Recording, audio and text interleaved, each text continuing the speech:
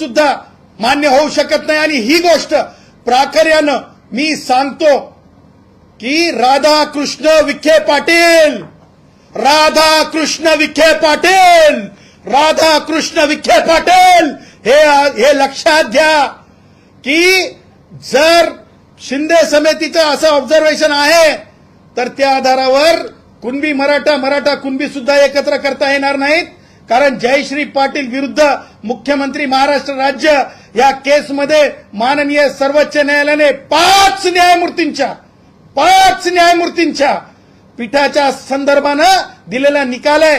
त्याच्यामुळे कुणबी मराठा कुणबी हे एक तत्व होऊ शकत नाही। आणि त्याचबरोबर गॅझिटरच्या आधारे माननीय न्यायमूर्ती शिंदे साहेबांच्या रिपोर्टच्या आधारे अशा प्रकारे आरक्षण देता येणार नाही।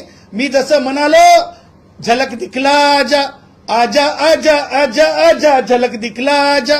जरंगे जे कायदे वंचितांसाठी आहेत, जे कायदे आरपीआय साठी आहेत, जे कायदे भटक्या विमुक्तांसाठी आहेत, जे कायदे आमच्या कुडमुड्या दोषीं ब्राह्मणांसाठी आहेत, जे कायदे आमच्या पारधी भावांसाठी आहेत आंदोलनासाठी, तेच कायदे जरंग्याला लागू आहेत। जरंग्या त्याच्यापेक्षा मोठा नाहीये। त्याच्यामुळं जरंगेचं हे सगळं जे चाललेलं आहे, जरंगेची मागणी मान्य होऊ शकत नाही। आणि तुम्हाला त्यासोबतच सांगतो जरंगेला कायद्याचं बंधन आहे, कायद्याचा बडगा आहे, हे सुद्धा डंके की चोट पे आम्ही सांगतो। दुसरा प्रश्न असा आहे, एकंदरीतच एका वर्षापूर्वी जरांगींनी आंदोलन केलं होतं, ते वाशीच्या वेशीवरच आहे। त्या दरम्यान पुणे ते वाशीच्या दरम्यान जवळपास 5 ते 6 शिष्टमंडळ शिंदेनी पाठवलं। एकनाथ शिंदे काय पाठवले? शिष्टमंडळ हो। पण एकंदरीत मुख्यमंत्र्यांची भूमिका असं म्हणायचं का मला, एकंदरीत मुख्यमंत्र्यांनी दस्ताच घेतलेला नाहीये या आंदोलनासंदर्भात? आता त्या बघा, लक्षात घ्या की 10% आरक्षणाचा वाद न्यायालयामध्ये प्रलंबित आहे। 10% मराठा भावांना आरक्षण त्यांनी दिलेलं आहे माननीय मुख्यमंत्र्यांनी किंवा ह्या सरकारनी। त्याच्यामध्ये 2 उपमुख्यमंत्री सुद्धा आहेत, एकनाथरावजी शिंदे सुद्धा आहेत आणि अजितदादा सुद्धा आहेत। मला ही म्हणजे एकनाथरावजींची सरकार होती, म्हणजे मुख्यमंत्री होते त्यावेळेस ते 10% दिलेलं आहे आरक्षण। ते आरक्षण प्रश्नांकित आहे, ते देता येत नाही, याच्या बाबतीमध्ये उच्च न्यायालयात चालू आहे, ते आरक्षणाचे इफेक्ट चालू आहेत। ही एक बाब आहे। आता दुसरी बाब, हे आरक्षण एक गोष्ट चालू असताना दुसऱ्या गोष्टीमध्ये म्हणजे कुणबी मराठा कुणबी हे एक नाहीत, हे मान्य सर्वोच्च न्यायालयाने सांगितलेलं असताना ही 2 बाब झाली। तिसरी बाब गॅझेटर तिन्ही कोणते तुम्ही म्हणा ते निजामाच्या अवलादीचं ते सत्ता होती, तिथल्या गॅझेटर ते निजामाच्या अवलादीची सत्ता होती, ते हैदर फिदर कोण होते ते हैदराबादचे, त्या तुम्हाला सांगतो त्या आधारावर आरक्षण देता येत नाही। कारण राईटली ऑब्झर्वेशन आहे शिंदे समितीचे। मुळात शिंदे समितीलाही स्वतःलाही अधिकार नाहीत ते द्या म्हणण्याचे। आणि त्यामुळे तिन्ही सगळ्या गोष्टी लक्षात घेता प्रत्येकाला आपलं मत मांडण्याचा अधिकार आहे। येतील मैदानात बसतील, मैदानात बसून जरंगेची राजकीय हौस पूर्ण झाल्याच्या नंतर जरंगे जाईल नेहमीप्रमाणे। जरंगेची ही हौस पूर्ण झाली की जरंगे जाईल नेहमीप्रमाणे, जरंगेची हौस पूर्ण झाली की जरंगे जाईल नेहमीप्रमाणे। त्याच्यामुळे मुख्यमंत्री महोदयांनी किंवा दोन्ही उपमुख्यमंत्री महोदयांनी किंवा गृह विभागाने, गृह मंत्रालय म्हणून पोलिसांना अधिकार नाही, फक्त कायदा करण्याचा अधिकार आहे।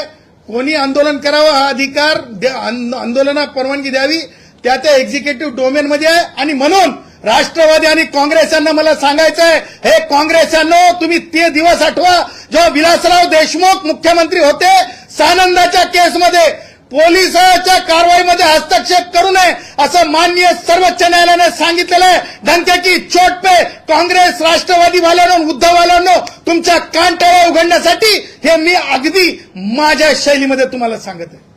दुसरीकडे आपण बघतोय की ज्याप्रमाणे या एकंदरीतच जरांगींची भाषा म्हणा किंवा एकंदरीत आव्हानात्मक भाषा म्हणा, याकडे कसं बघताय? कारण की मुंबईमध्ये आल्याच्या नंतर एकंदरीत कायदा सुव्यवस्था, कारण की 5,000 लोकांनाच फक्त बसण्याची त्याच परवानगी।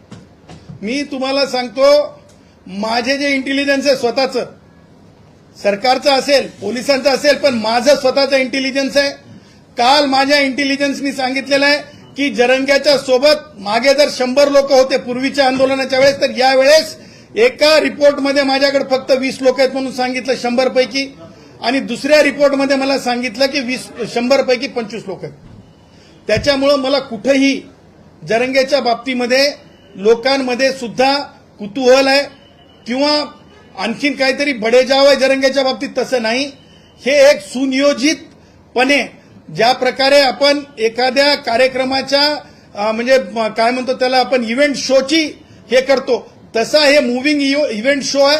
अंतरवाली सराटी ते डेस्टिनेशन अशा प्रकारचा हा इव्हेंट आहे. हा इव्हेंट शो आहे, हे स्पॉन्सर्ड शो आहे. हे याच्यामध्ये मी ह्यापूर्वी सांगितलेल्या सगळ्या गोष्टी हे कशा प्रकारे स्पॉन्सर्ड आहेत ते सुद्धा मी तुम्हाला अगदी म्हणजे क्रमवार सांगितलंय. मी माणसांची संख्या सांगू शकतो माझ्याकडल्या इंटेलिजन्सवर. माझ्याकडे एवढं माझ्याकडल्या इंटेलिजन्समध्ये अरे जरंग्या तू कमीत कमी आझाद मैदानातलं मैदान तर भरून घे यार.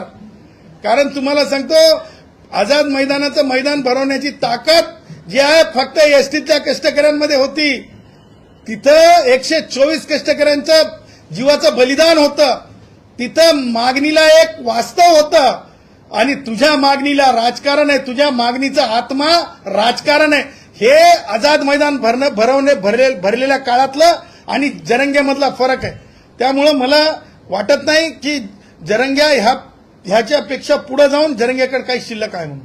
राजकीय हौस म्हणताय नेमकं काय सांगायचं? मी सांगितलं ना, मी राजकारणी लोकांचे नावं घेऊन सांगितले आणि मला त्या पुढे जाऊन म्हणायचंय की राहुल गांधी प्रेस घेऊन सांगा की तुमची भूमिका काय आहे. तुम्हाला हे म्हणायचंय का की एक तरफ राहुल जी देखिए कितना % रिजर्वेशन दिया गया है मराठों को और जो हाईकोर्ट में है, दूसरी तरफ तुम्हारे नेताएं बोल रहे हैं कि ओबीसी में अगर डालना है क्या वो भी क्लियर कर दे राहुल जी. लोगों में जो है किसी तरह का कंफ्यूजन मत रखे राहुल जी. आणि मला तेच सांगायचंय जे महसूल मंत्र्यांनी सांगितलं बावनकुळे साहेबांनी की आपले काय नाव ते नवीन खेळाडू आहेत, राजकीय खेळाडू, ते काँग्रेसचे अध्यक्ष हर्षवर्धन सपकाळ नवीन खेळाडू आहेत. हर्षवर्धन सपकाळ असतील किंवा आमचे वडेट्टीवार साहेब असतील किंवा आमचे तिसरे नेते नागपूरकडले वडेट्टीवार आणि तिसरे नेते या तिघांनी हे लिहून द्यावं, स्पष्ट करावं की त्यांना ओबीसी म्हणजे मराठा भावांना माझ्या ओबीसीत टाकावं का. ह्या सगळ्या भुलभुलया गोष्टी आहेत, ह्या सोयीच्या राजकारणाच्या गोष्टी आहेत आणि मला वाटतं याचा आउटकम काही निघणार नाही. प्रेमाचे शब्द हेच आहेत, भटके विमुक्त. तुम्हाला सांगतो माझे वंजारी असतील, बंजारा असतील, माझे साळी माळी कोळी कुंभार सुतार वडार भाऊ असतील, माझे लोहार भाऊ असतील, माझे जे कोणी ज्यांच्या असं टप टप टप घाम पडतंय आणि ज्यांच्याकड मंदिराच्या किल्ल्या नसतात गावातल्या, जे माझ्या जरंगे म्हणतो ना गरजवंत मराठ्यांच्याही खाली असतात, श्रीमंतीप्रमाणे शिक्षणानं वर असतील, अभ्यासानं वर असतील, परंतु त्यांच्याही म्हणजे पैसे कमाईनं खाली असतात, त्या भावांच्या हिश्श्यातलं कोणत्याच परिस्थितीत कोणी नेऊ नये आणि तशी नेण्याची हिंमत कोणाला आम्ही करू देणार नाही. त्याच्यासाठी संविधान कॉन्स्टिट्यूशन डिफेंडर म्हणून आहोत. कारण हाच तो वर्ग आहे ज्याच्यामध्ये कुडमुडा जोशी जो आमचा भटकंती करणारा ब्राह्मण आहे त्यांना सुद्धा रिझर्वेशन आहे आणि त्यामुळं एवढ्या मोठ्या वेगवेगळे समूह ओबीसीमध्ये आहेत. त्या ओबीसीवर आम्ही अन्याय होऊ देणार नाही. ती आमची रिस्पॉन्सिबिलिटी आहे, कॉन्स्टिट्युशनल रिस्पॉन्सिबिलिटी आहे. आणि धारिष्ट दाखवणारा जो कोणी मंत्री असेल, जो कोणी आमदार असेल की जो म्हणेल की ओबीसीतून आरक्षण या मराठा भावांना आमच्या द्या, त्या सगळ्यांना मान्य न्यायालयामध्ये पार्टी करू. कारण त्यांचं मत दिल्ली उच्च न्यायालयाने एका प्रकरणात सांगितलेलं आहे. एखादी गोष्ट एखाद्या निवडणुकीच्या अजेंड्यामध्ये किंवा एखाद्या प्रकरणामध्ये मंत्र्यांनी व्यक्त केली तर जशीचे तशीच कोर्टामध्ये सुद्धा ती ठेवता येते आणि त्याच्यावर निकाल मागता येतो. हे सगळ्या राजकारण्यांना मी आजच्या ह्या निमित्तानं मी आव्हान करत आहे आणि मी लोक शिक्षण करत आहे त्या आमदारांचं, खासदारांचं, जे कोणी मागणी करत आहेत त्यांचं.